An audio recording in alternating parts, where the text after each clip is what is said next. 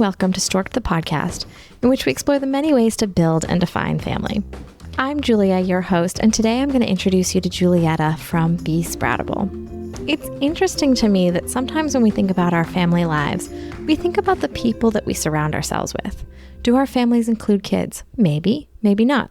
Do they include loved ones, best friends? Do you have a partner? Maybe, maybe not. We often talk in this podcast about all the people in our lives that fit into that definition of family.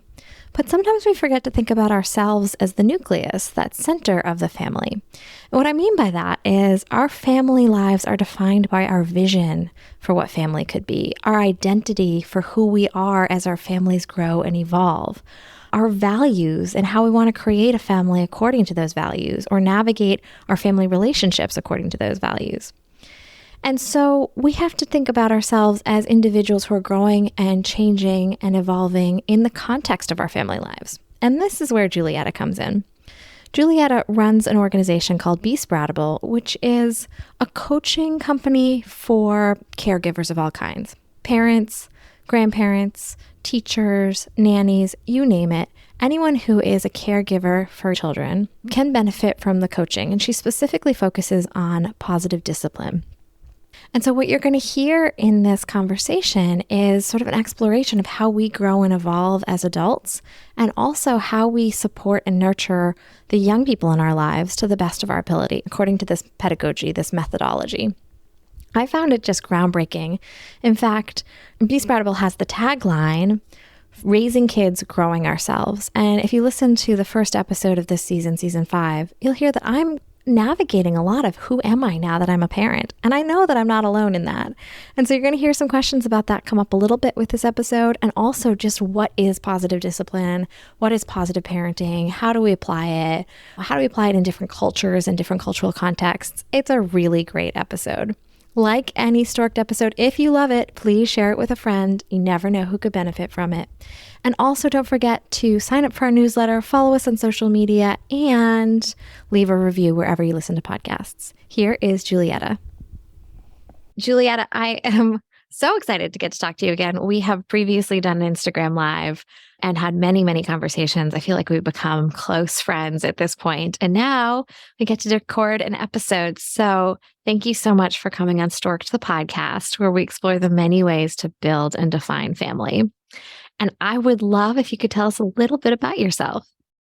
Thank you for having me. I've been really looking forward to this conversation as well. Since our very first little Zoom conversation, I was like, oh my gosh, I want to be her friend and I want to go visit her in Boston. So it's so nice to now be in this sort of formal space on your amazing podcast. And I feel really honored to be one of your guests. I really have enjoyed listening to it as a parent and as a positive discipline educator and as a psychologist. And so I'm really honored to be your guest today. Thanks for having me. And yeah, I'll introduce myself. I always try to zip it down into one thing, but I seem to wear a lot of hats. So I would say the short answer is I'm a parent coach. I'm a positive discipline educator and trainer. I'm the co-founder of Sproutable, which is my company that I began with my dear friend and partner, Alana. And we help parents grow remarkable kids really on this journey of parenthood. But I began as a school psychologist, a school counselor, working in Seattle public schools, huge caseloads, lots of schools, worked really closely with teachers and parents. And then my favorite part was, of course, directly with the students. So ran the preschool assessment clinic for a long time, ran all those evaluations. So high reps of seeing development and all types of kids and just getting a lot of face time and interactions.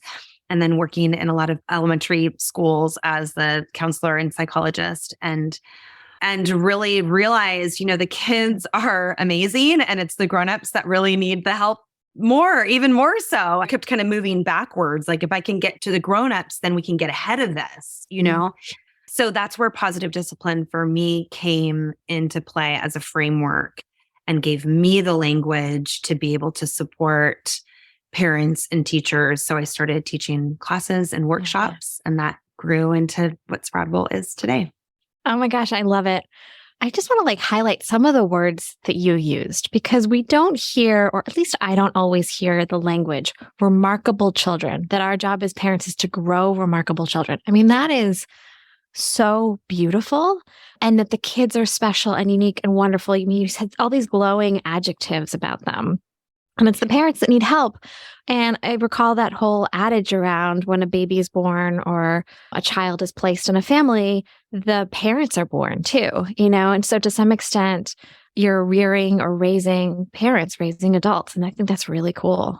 Yeah. And we just merged with our dear friend and partner. I guess we're going on now into our second year, Casey O'Rourke from Joyful Courage. And she does the tweens and teens. So I do all the littles up until right at 11. And so once we merged with Casey and we're looked at the tween and teen, now we have the whole gamut, that whole journey. We've been able to really go deep with our parents to say it is about raising ourselves, right? It's like growing ourselves through this and what a gift it is, like you said, when a child comes into our life. And I think the other piece around the growing of the remarkable kids are like, that to remember, it's not that they are like a blank slate or flawed. And so we've got to grow them into this thing and mold them into it. It's like they come that way. Yeah. Like they're already, that moment they are born, they have that essence. They have that absolute, the potential, the perfect, like they are it. You know what I mean? Like that's it. And so for us, it's like that responsibility, privilege, like all of those things to be able to nurture, that whole little garden, that little growth for them to be able to realize their true essence or bring that out within them that we all have.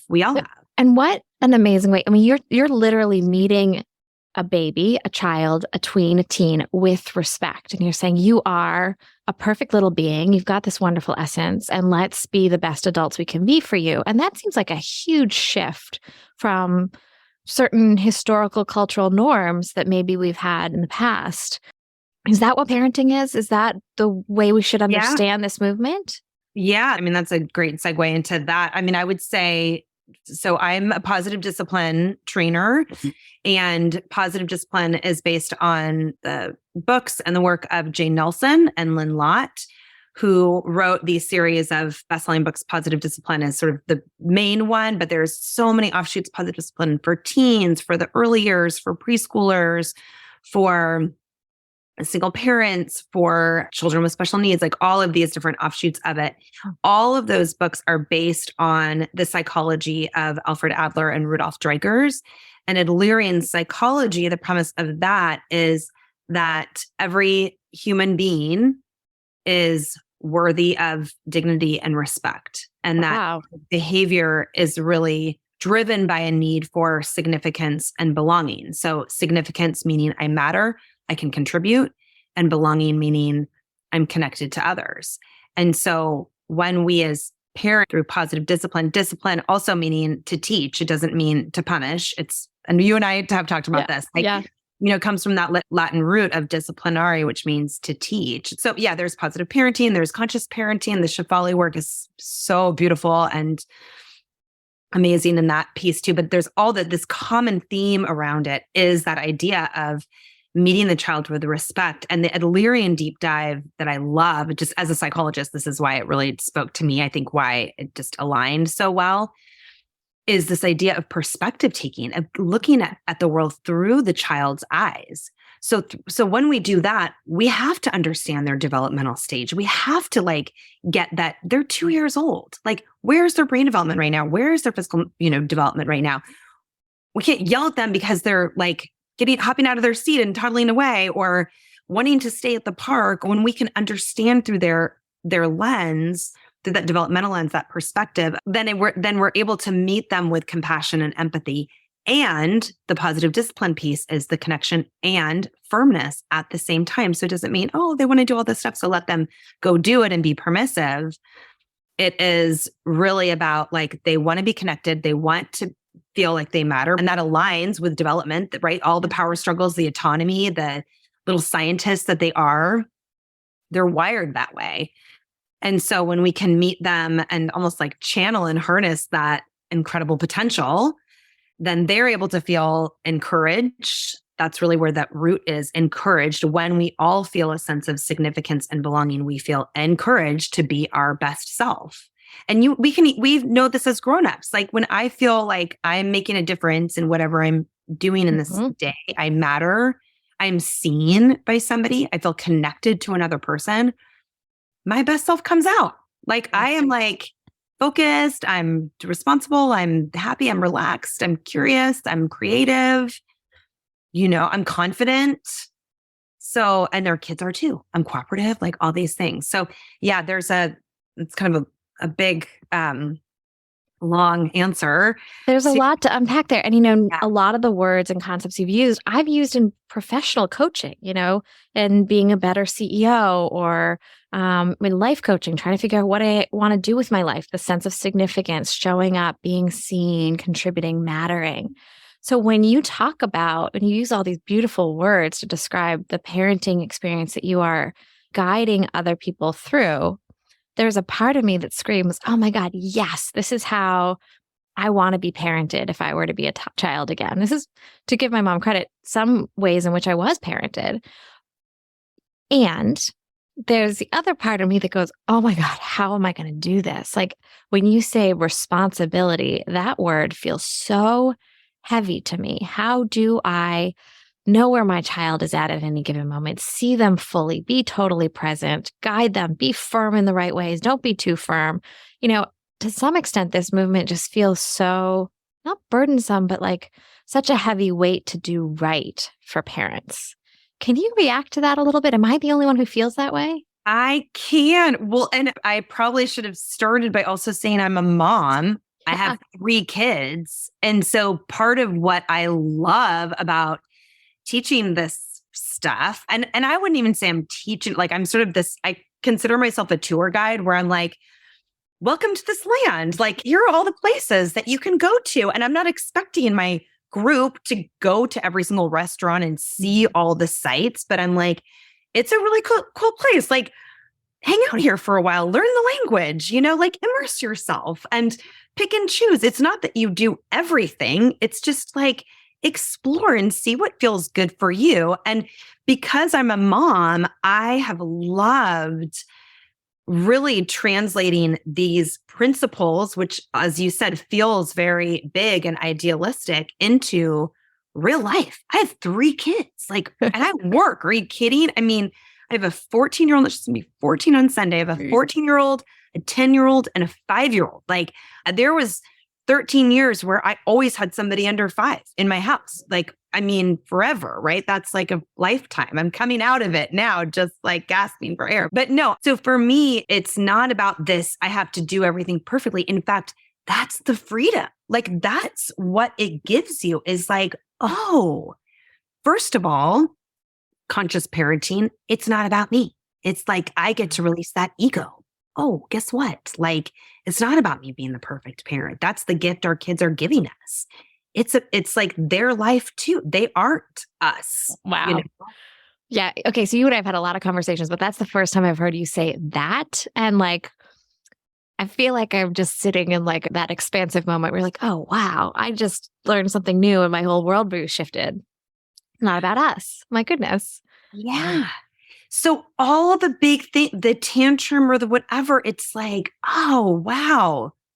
It's not that I've done a bad job, or it's they're having a tough time and we're working on these skills together and we're modeling my own imperfections and being able to model time and time again what repair looks like, what making mistakes looks like, what taking responsibility looks like. I get to do that over and over again. And it's such a gift because in my real life, I get to do that too, then take responsibility so authentically, and show up so authentically, truly in my life, because kids will keep you humble in that way. So I think it's not about doing everything perfectly. It's so messy, and like I said, it really is like a language. And so the more the language and sort of the systems and a whole culture. And so the more that you are I love this, I love this food, I love this language, I love this, then it becomes fun, I think, which is so weird for me to say. And one of the things I say is find the fun, even in the messiness of the bedtime routines or through our family meetings where, we've been doing family meetings since my 14-year-old was 6 months old in a high chair. And And everyone thinks like, oh, you must have these like amazing, and we do have incredible family meetings. And also there's many times where they're rolling their eyes or stomping, or I'm the one that's like, well, I guess we're done here, and like stomping off or whatever. So, I mean, but it's through the challenges. And this is what really positive discipline, again, gives us, is that we always begin with the challenges and say, there will always be those.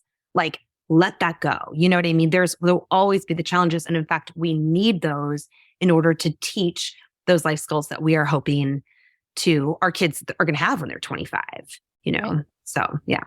Right. Oh my goodness.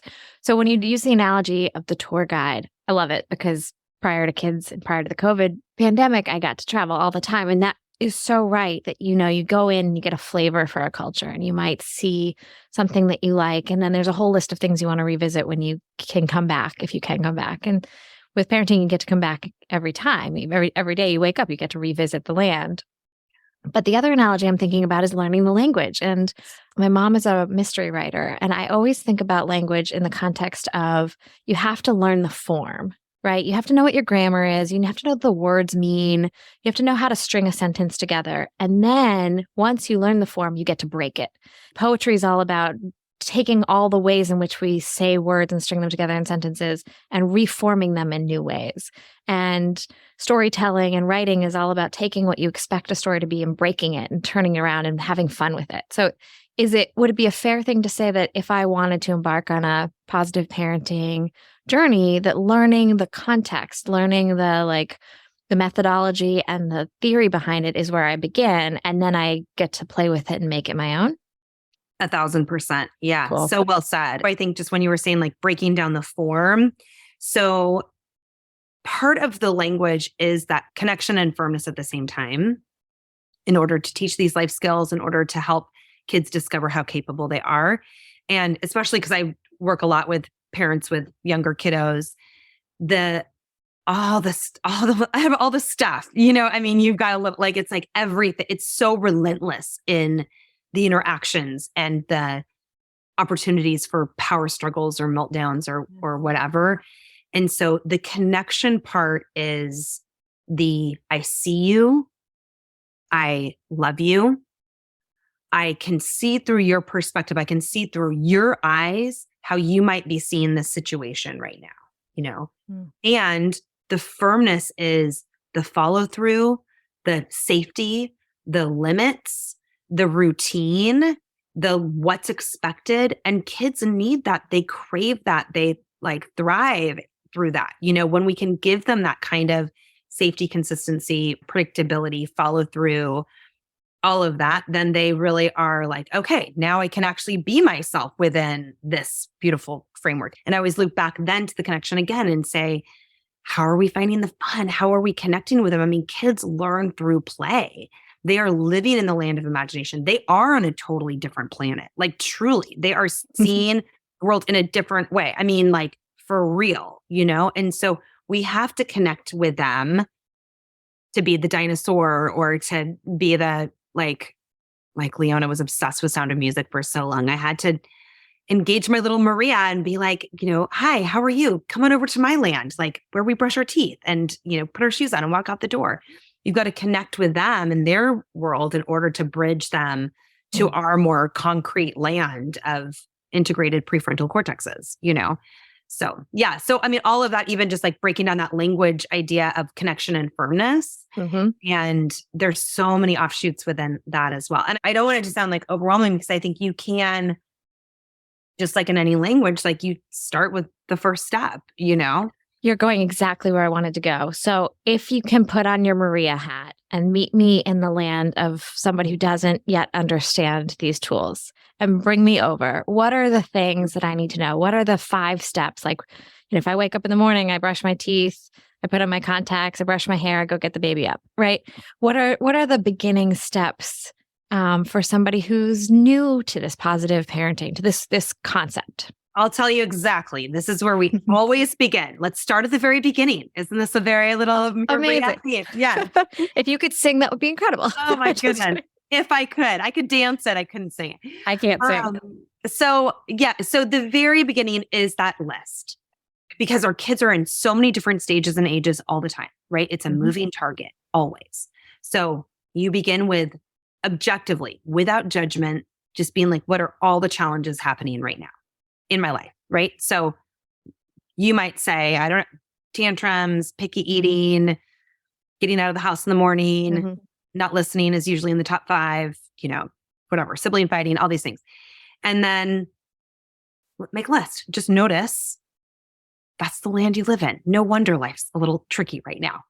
That's like a lot to be like dealing with all the time. And that list should be written from my perspective. Like I'm feeling that these things are challenging. Yep, exactly. Okay. Even if they're like expected for a 2-year-old, even if it's just like developmentally appropriate, like those are still challenges, And then the next list that we always do, and I do this whether I'm doing a 2-hour talk or whether I'm leading my membership group or doing a one-on-one coaching or group of teachers, we then make the list of truly imagining your child when they are 25 and they're coming back to visit you, or you're expecting them, and you open that door, and who do you hope is standing there before you?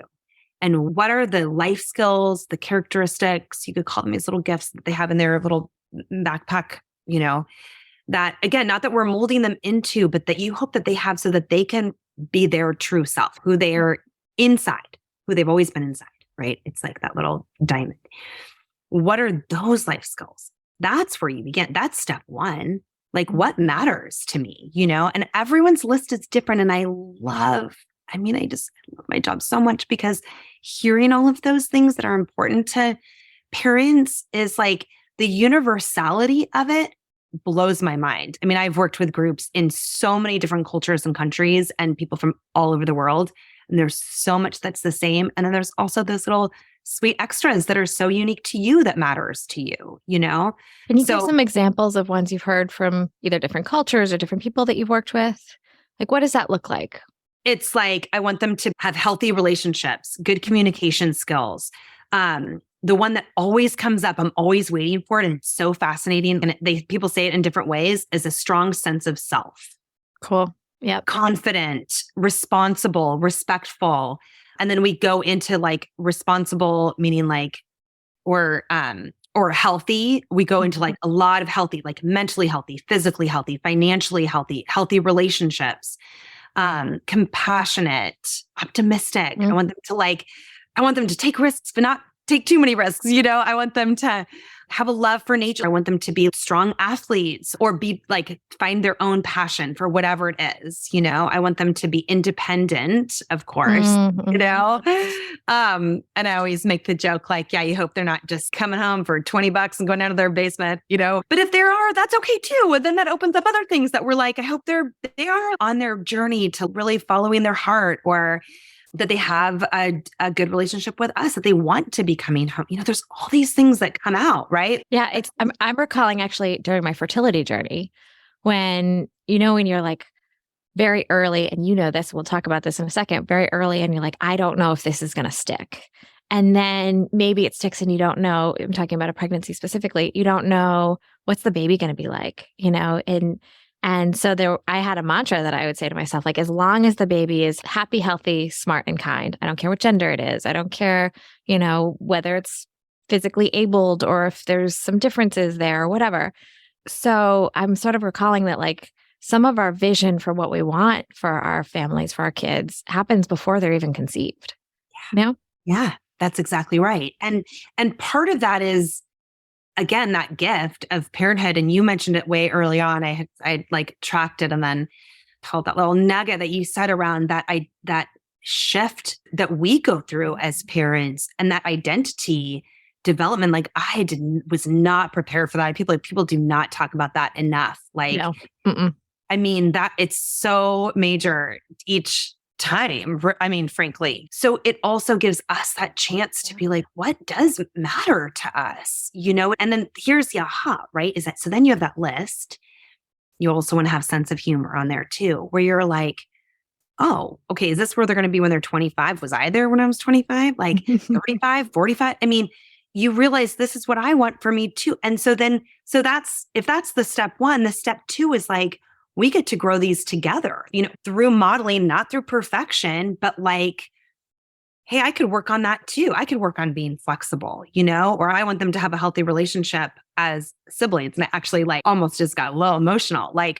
That is the gift that they are giving me, because I have two sisters, so I have three girls right now. And I'm like, oh my God, every day they give me that reminder and opportunity for me. That matters. I get to grow those relationships with my own sisters too. And really, so yeah, it's that chance to just say, then great, this matters. So then we get to use those challenges as opportunities to teach those skills, And then step 3, I would say, is sort of having that shift from short-term parenting to long-term parenting. Because once you've seen it in that way, you can't go back to just being eat 3 more bites or you don't get dessert, or yes, you are hungry, or no, you're not hungry. Because on my life skills list, I want them to have a really strong, healthy sense of body and how they feel within themselves, and how they view the way that they feel and the way they look is contingent on themselves, not based on external stuff. So it really moves you already organically away from some of that short-term kind of, let's just everyone look perfect and do everything and be obedient and follow along like ducklings, and moves into the messiness of we're really practicing. It slows things down, That's so cool. I'm loving this conversation. And it's shifting my perception in so many ways. One of which is when I was learning about education many, many years ago, we talked a lot about teachable moments. And those teachable moments were what is happening in the moment that a kid can learn from. And actually what I'm hearing is what is happening in the moment that a parent can learn from, that every moment of parenting is a teachable moment for the parent. I want to talk about your family, but before we do, there's a question that's been bugging me, which is, you mentioned you brought this to many, many different cultures, but it sounds to me like it might be culturally situated in where we are in the US right now. How does one evolve this depending on what your background might be, or what your family composition might look like, or what your cultural dynamics are? How do you make this inclusive for all and not just look like a specific style of American living?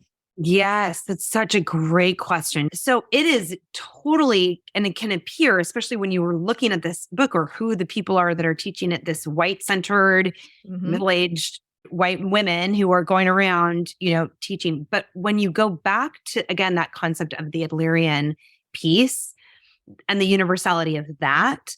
So positive discipline is truly in, over 80 countries. I probably have it wrong even of how many more there are. And one of the beautiful aspects of being a trainer is I get to most summers, it's sort of like a summer camp, do these think tanks where trainers from all over the world come and share.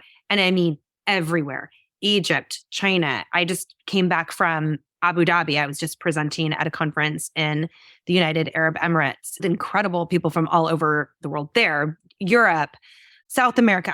Yes, everywhere, you name it, And so the piece that it comes back to, how it can fit is, and actually we had this wonderful conversation with our dear friend, Noha Algeri, and she wrote Positive Discipline in the Muslim Home.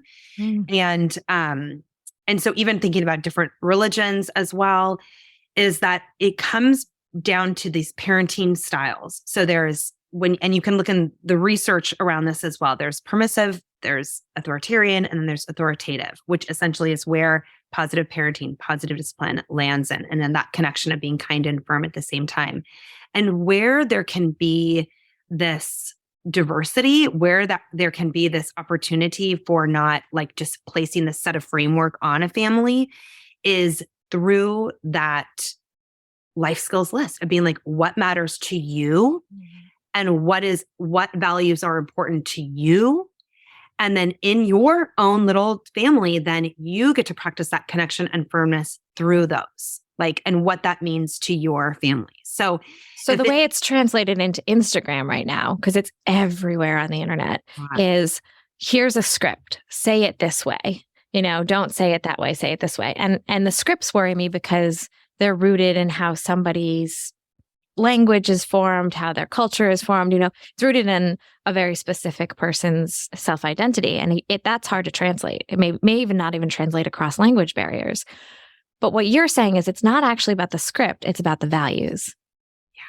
And it's about the connection. It's respect, it's relatedness, it's being reasonable, it's understanding development. And so let me just take the United Arab Emirates, for example. There is a whole movement there. I mean, I had 350 people in this talk that I was giving on anxiety in children. And the parents that were coming to me afterwards saying, I was not able to talk about feelings when I was younger, or I had to just sort of do what I was told and be obedient. And I think this is why you're seeing it everywhere. There's a shift in that we want to do things differently. Not you have to do it this way, but there's a shift to opening up the doorway to being in relationship with our children.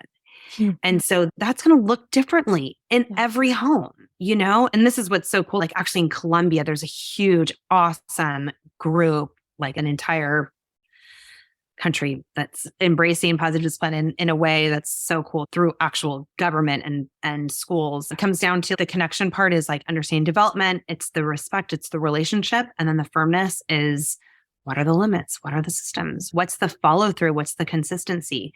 So, yeah. Does that help? Yeah, it totally helps. It's so interesting to hear it translated in many different cultures. Here's another quick example that I'll just share because I have I'm in the middle of a 6-week group and it's on tour with me right now. And we were talking about picky eating. Mm-hmm. And so in my house, right, for my littles, even when they are throwing stuff off of the high chair, it's like the connection and the firmness is, for me, I'm like, you're telling me that you're all done. You can say all done, teaching the signs and then teaching them very early to say, may please be excused. Thank you, mama. With follow through, now that you're throwing things over, you're telling me that you're done. We're coming out of the high chair. We're cleaning up the food. We're moving on with our routine. We're not losing books now. And we're not like having to sit in timeout or anything, but just there's that firmness and follow through.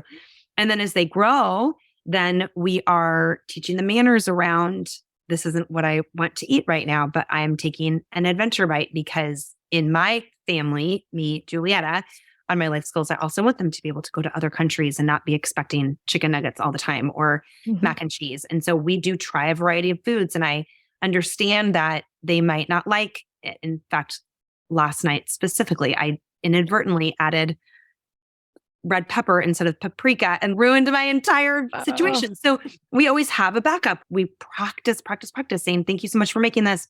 I'm not a fan. Do you mind if I make my backup? And then they make their backup, even as little 3-year-olds that can go get their bowl. So this parent in my group who says, I appreciate all of that. I don't want my kids, their backup to be granola and yogurt like yours, because it really matters to me in my Japanese culture that they really explore these foods and have these certain nutrition. So I understand that for my kids, it's a texture thing. And so if you don't like the egg or the tofu, we can prepare it in a different way. Let's explore that. And so, but the firmness is you are going to eat this versus mine with Ellen Satter division of responsibility. Like the parents decide what and when, and the kids decide whether and how much. So just all these little nuances, like you said, like you can check it out and then make it work for you, you know? Yeah. But at the core of this whole positive sort of space, at least for me, it's that idea of long-term. It's the idea of respect for the child, that they are a human being with their own need for significance and for belonging, and that they are truly saying, I'm a child and I matter and I just want to belong. That's awesome. That was a really good example with the food. I want to hear more about your family building experience because we've talked a lot about how your kids are informing your work, informing your growth and development if you're practicing what you teach, which I know you are. And you have 3 of them. And you've talked about how at each stage where you've added a new member of the family, you've changed and grown. Tell us a little bit, bring us back to the beginning. How did this family come to be? Yeah, I will definitely preface it by saying I had been working with kids for a long time before we started our family. And John is a teacher, so he had been working with kids for a long time. And so we also knew we wanted to wait because we knew the reality of kids for sure. Yep. So I was a little bit older. And I also had always in my heart, I mean, I think I had the same sense for kids when I was like 5. Like I always thought of myself as sort of a caretaker nurturer. I was always babysitting and nanny and taking care of kids or coaching gymnastics and things like this. And so I could always see in kids that essence. And I always had this sense, even as a child, of like the grownups aren't seeing like the vulnerability of this other younger, whoever I was with, and really feeling this need to like sort of protect and bridge that gap. So I thought I was ready. I thought I was like so ready. By the time our kids were going to come, we were just going to have like it all together. And then it completely rocked my world. So our first, Josephine, well, first I had a miscarriage. Actually, I should start with that, especially for this podcast.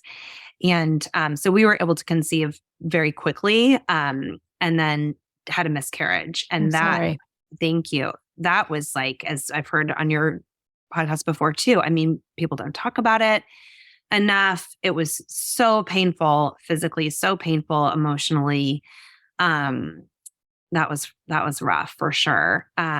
And I'm able to now, the gift of my little one who's now 14 on Sunday, she really was so healing because I was able to have that. If there wasn't the miscarriage, there would have been no Josephine, Is there anything you want to say to people who have experienced a miscarriage now that you're 14, 15 years out? Like, does it sit with you every day? Do you still think about it? Is it still present? Or are you really in the framework of, now look, I've got my Josephine? I think it's both and. Like, I do think about it often. Yeah. And in a way of like, I went through that. That was a really hard time to go through. And it's a strength building exercise. And I also, here's what I really want to say about that. Again, great question, Julia. Because I wouldn't have shared this otherwise. What it made me realize 2 things. One is that because I had conceived so quickly, like leading into it, I was such a control freak that I was sort of like, am I really ready for this? Or do I really have all my ducks in a row for this? And as soon as I lost it, then I was like, oh God, I want this so badly. Like, that's what I really realized, was like how deeply I wanted this. And so, gosh, clearly it's still really with me, And so that was the hardest part, was just being like, oh God, like I really want this. And then it really just changed every pregnancy from there on, because of course you don't know if it's going to stay. And I wasn't a very good pregnant person. I just felt really like I run pretty positive by nature, if you can tell. And being pregnant, I was not. I was definitely not positive. I was pretty blue and felt sick for most of the time. I just felt like I was like car sick and angry. So there was just like, it's funny how it changes you. Yeah. Yeah. Sorry. So there's that part mixed with like, and who knows if it's going to last, just the fragility of it. It changed that.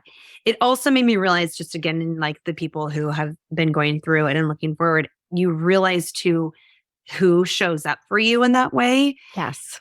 And like that really solidified. I think that's part of like us talking about this whole parenthood identity, like that gift of also seeing very clearly who I was. Like suddenly there wasn't going back again and seeing how different people showed up or what things that were said, or it just changes you in that way. And that full circle of now 14 years later, just being truly, truly so grateful that it all went down in that way, to have my Josephine and my other 2.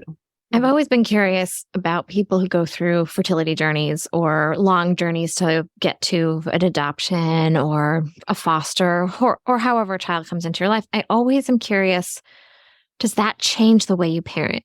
Does it make you more permissive because you know how hard it was, and so you don't want to, ruin any little moment? Or does it make you more reflective? Or I don't know what the right question is, but I just always wonder how we're shaped by our fertility and our family building journeys in our parenting. For sure. Well, and I think it makes me think of epigenetics, right? Where like the genes load the gun, but the environment pulls the trigger is the best way that I've ever like heard it. And so of course, like depending on the person you are, your own personality or temperament, and how you're wired, and then the environment of like how your child comes into your life, whether you've been waiting for so long or there has been like multiple miscarriages and then finally, and so then it for sure shapes the way that you then interact and are in relationship. And also I think even beyond the permissive or are able to stand firmly in the firmness and the confidence, there's also, I think, a sense that I hear from a lot of parents where I should be enjoying this more. I wanted this so badly. And now I have this like total, like I actually am not liking this human being right now. I love them, but like, man, it's really hard, or it's so relentless, or like it really conflicted around that. And so you just polarity, I think also through this positive discipline framework gives us that part that you can have the both and you can, love them so much and have wanted them so much and have been waiting for forever. And it can still be really hard and really relentless. And so when we can hold those two truths, then we can soften and be more in the moment with them. There's so much projection or the what if, or I don't want them to whatever, all the way down the road, And so, but when we can kind of lean into this moment, like you said, those teachable moments, and in fact, our tagline at Sproutable, the real moments are learning moments. And it's just like right here, it brings you back to this present moment. So for sure, I see a lot of parents who lean more permissive, see a lot of parents who are so focused and worried, rightly so, on the attachment piece. That it is all consuming. And so then there is a lack of what is our system? What is the routine? What is the boundary? What is that? What is our plan? What's the plan? What's the plan here? Do you think family structure ever drives that? So for instance, if a child came to you through surrogacy or egg or embryo donation or sperm donation or adoption, so maybe there's a biological component where you may not have the same ties as somebody whose baby is biologically theirs. Do you think that drives parents to lean into attachment further, to say, okay, I've got to overemphasize the connection that I build with this child? Or do you see anything like that in the way maybe solo parents approach positive parenting, or gay couples, or men versus women? Are there anything like that you're witnessing, or is it really truly just so individualized? Yes. I mean, for sure, there's the patterns. So here's what's so cool. I geek out on just like the biological stuff and the social wiring. So we know that children are socially and brain development wise, like in order to survive and thrive, it's about those attachments, right? That's socially wired. And so any grown-up will do.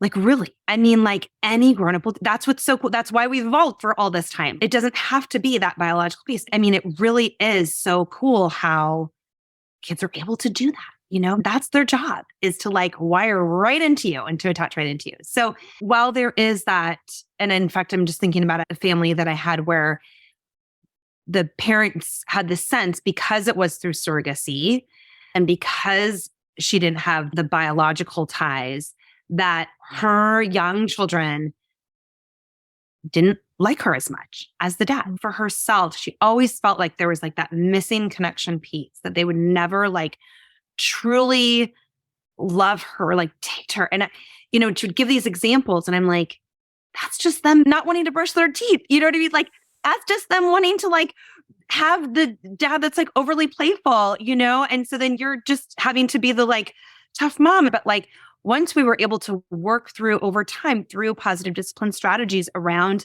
connection, around letting routines be the boss. So it's not just about you being the boss, but you get to lean into the fun and the connection and the warmth and the curiosity and the empowering and the encouraging. Then that relationship part was able to be healed for her more,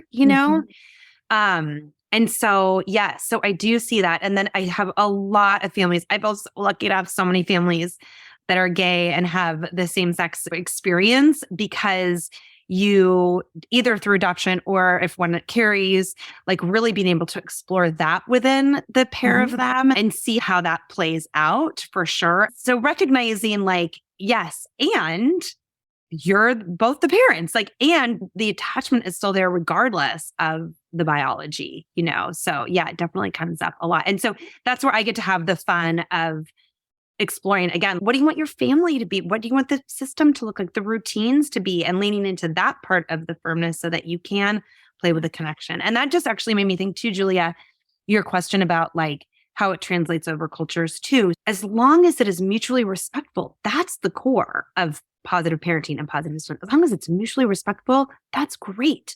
I think that's so true. And what I'm hearing you when you talk about the different structures and styles of parenting, every example you gave was the parent stuff. It was, I have self-perception that there's a connection issue missing because we don't share the same biology, or I have a connection. I have a sense that I am more connected or less connected because I did or did not carry, or, whatever it is.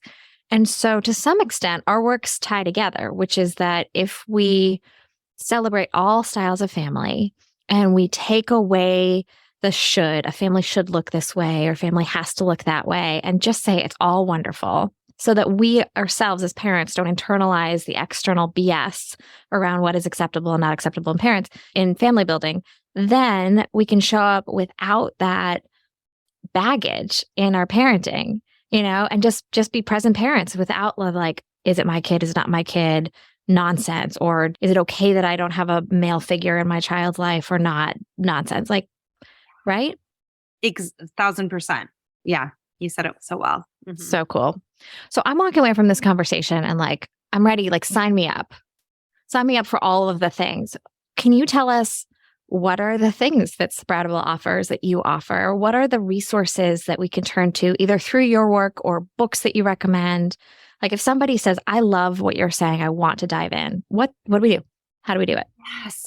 Thank you. Well, first of all, for sure, sign up for our newsletter at Sproutable. So, and I have a special offering for your people, your listeners. Also, if you go to besproutable.com/inclusive, so we're talking about just all beautiful families, all the different ways that families come to be, and really celebrating the diversity, the inclusiveness. So besproutable.com/inclusive. You can get our download that Julia and you and I created together around different ways to celebrate all kinds of families and how to talk to your kids about this. It's so good, guys. It really is so beautiful. So you can get that free download on our website. And at our website, you'll find everything that you need. You'll get signed up for a free newsletter that comes out every Tuesday that has excellent curated content tips, specific actionable tips. So one great way to learn more about it is you can read positive discipline books. We also have at Sproutable an online course. So it's on demand, self-paced, and it has videos of real families using the tools, which I think is really helpful to hold different diversity of families. And we have one for toddlers and preschoolers. So you get both of them within one. We have one for elementary aged kids, and we have one for nannies and preschool teachers. So that full positive discipline course online. I also teach workshops and 6-week classes on positive discipline. I'm doing an anxiety workshop. And I have a great membership group that's amazing, a cohort that stays with me all year and through the ebbs and flows of parenthood. So I would say start there. Yeah, you can go to your library, get a positive discipline book. I love those. I love the Dan Siegel parenting books. I think they really align. I'm obsessed with Dr. Shefali and all of her books on conscious parenting. Pick up one of those. Like when you had that moment, Julia, where you're like, oh my God, I think everything just like shifted for me. I just saw it. That's how Shefali was for me reading her books. I just was like, oh my gosh, it's like the world, it gets expands, So she's really amazing. I'm obsessed currently. I was going to tell you about this book Faith Collins wrote this book called Joyful Toddlers and Preschoolers that I think is a must read for anyone. But yeah, come find us at Sproutable. And we've got a great YouTube channel for free. I'm on social media at Be Sproutable. And I would love to help your families. I also have a 15-minute free intake call. If you are interested in private coaching, that's super fun just to hop on a Zoom and I really drill down and get right to the nuts and bolts and can, get you on your way real fast too. Oh my gosh, so many things. So awesome. So to summarize, go to the Be Sproutable website and social media. Amazing tools there. Julietta just listed a couple of books. Take a listen to those and check out the resource at Be Sproutable / inclusive. And Julietta, this was awesome. Thank you so much for chatting with me. Thank you so much for having me. It really was an honor. Thank you for listening to Stork'd with your host, Julia Carroll. This podcast is changing the conversation around the ways people define and create family. If you like what you hear, please support us by sharing with friends and following on Instagram at Stork'd_podcast. We also always appreciate it when you rate and review us wherever you listen to your favorite podcasts. For more information, visit storkedpodcast.com to sign up for our newsletter. That's STORKD podcast.com.